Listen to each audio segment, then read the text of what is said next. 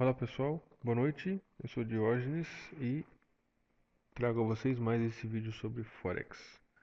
É, Nesse vídeo nós vamos falar de algumas regras para negociar divergências. É importantíssimo qualquer trader que queira negociar divergências que ele siga essas regras, ok?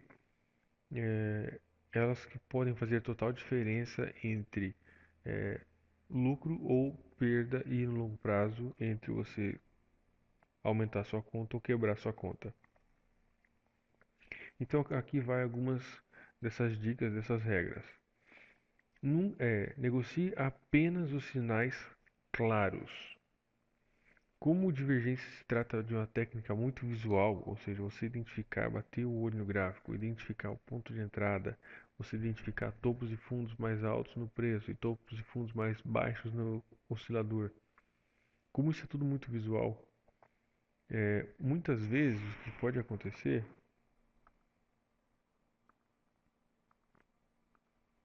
é isso aqui, ó. O mercado faz um topo mais alto, um pouquinho coisa mais alto lá, e o oscilador faz isso aqui, ó.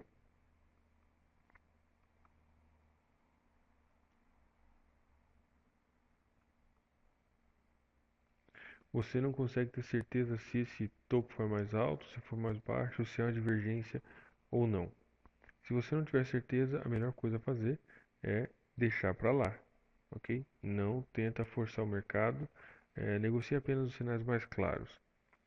Muitas vezes, como divergência é um padrão que leva um certo tempo para ele aparecer, para ele se confirmar dentro do mercado, principalmente se você negociar os períodos maiores, então isso pode acabar exigindo um pouco mais de paciência, ok? Como ele é um método que funciona em qualquer time frame, em qualquer par, você pode entrar, por exemplo, em outros pares, aumentar a sua gama de negociação em vários pares e todos em um período só. Por exemplo, vamos dizer que você gosta de H4, ok? Você pode abrir vários, aí 27, 28, 30 pares de moeda, colocar o gráfico em H4 e procurar divergência no gráfico de 4 horas, ok? Então, negocie apenas os sinais claros. Se você tiver em dúvida, deixa quieto. Se você tiver em dúvida, melhor ficar de fora e não negociar esse sinal, já que vai aparecer um outro sinal que com certeza vai valer a pena. Nunca negocie divergência em range. Divergência é uma técnica que ela é para ser utilizada em tendência, seja na reversão da tendência, como é o caso da divergência regular ou clássica, ou seja na continuação da tendência, como é o caso da divergência hidden ou oculta. Então, se o mercado está dentro de um canal, uma lateralidade, o mercado está indeciso, não sabe para que lado ir, utiliza qualquer coisa, menos divergência. Ok? Divergência não vai funcionar e nesses períodos em que o mercado fica de lado, isso apenas leva a prejuízos aí grandes se você utilizar a divergência. Outra coisa, marque os topos e fundos no lugar certo. Isso aqui pode parecer bastante óbvio, mas na verdade não é tão óbvio assim. Imaginamos que nós temos esse padrão aí, o preço fez isso e o oscilador fez isso. Fez um fundo mais baixo, depois cair. Logicamente, nós sabemos que isso aqui é uma divergência de queda, ok? Então, nós marcamos aqui. Só que aí, na hora de marcar, por exemplo, o, o oscilador, nós acabamos marcando em outro lado, ou marcamos aqui embaixo. Então, sempre tem que estar alinhado na divergência. O preço sempre tem que estar 100% alinhado onde começa o topo ou fundo do preço deve começar o topo ou fundo do oscilador, ok? Então, se tiver, não adianta você querer procurar colocar o, as coisas onde não funciona, onde não tem. Vou desenhar aqui de novo.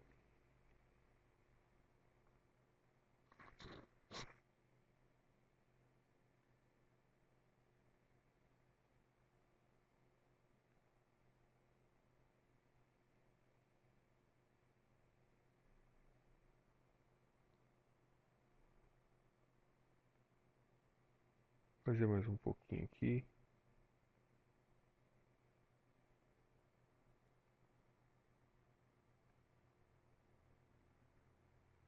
Esse aqui, em cima é o preço. E o de baixo é oscilador. Então, o oscilador, como nós sabemos, ele não para.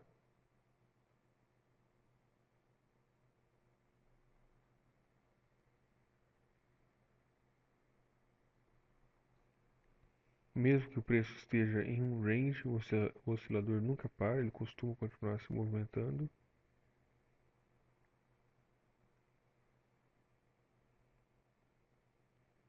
E aqui, por exemplo, onde nós temos a nossa divergência.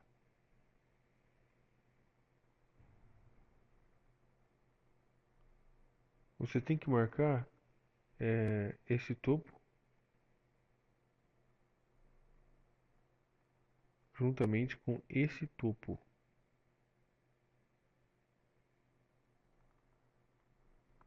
Vou trocar essa cor dessa linha aqui.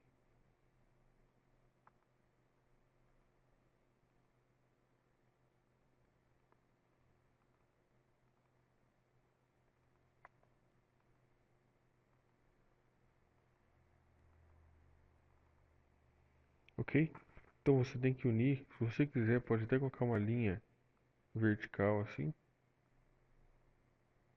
para que você possa identificar onde começa e termina um e outro movimento. Ok? Não adianta você querer, por exemplo,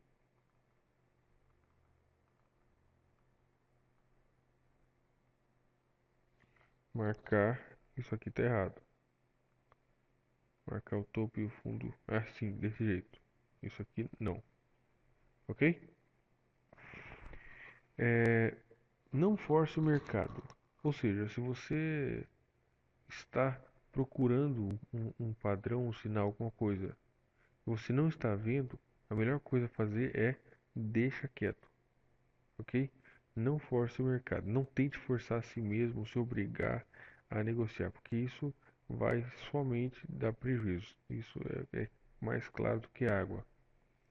Quando o mercado não te dá uma oportunidade, mas você quer negociar porque você quer, certo? Isso geralmente acaba levando a um prejuízo, quase que invariavelmente te leva a um prejuízo. Então não force o mercado. Se não existe uma divergência, portanto, deixa passar, espera que logo pode ser que apareça a oportunidade. Lembrando que esse padrão de divergências, ele é um padrão bastante conhecido, bastante difundido, mas ao mesmo tempo ele leva tempo para se desenvolver e ele é um padrão. Essas técnicas são técnicas geralmente um pouco mais avançadas de negociação. Então, isso requer uma certa paciência para você esperar o padrão se formar, ok? Você esperar o padrão se formar, o padrão se concretizar, você esperar pelo price action. Muitas vezes, quando você vê a divergência e até que você espera o sinal, o mercado cai ou sobe e você acaba ficando de fora. Isso é normal. Portanto, a melhor coisa a fazer é se manter de fora. Se você perdeu a oportunidade, a melhor coisa a fazer é ficar de fora mesmo. E os períodos maiores são os melhores. Isso aqui é fato. Eu sempre costumo dizer, os períodos maiores são os que mandam, ok? É eles quem fazem a diferença. É, qualquer período que você tentar negociar divergência abaixo de ou 30 minutos, abaixo de uma hora, eu diria, não é interessante, ok? Você vai encontrar muitos sinais falsos e acima desse período, quanto mais períodos existir acima do período que você escolheu, maior é a chance de você entrar em um barco furado, ok? Então imaginamos que você escolheu M30 ou M15 para negociar.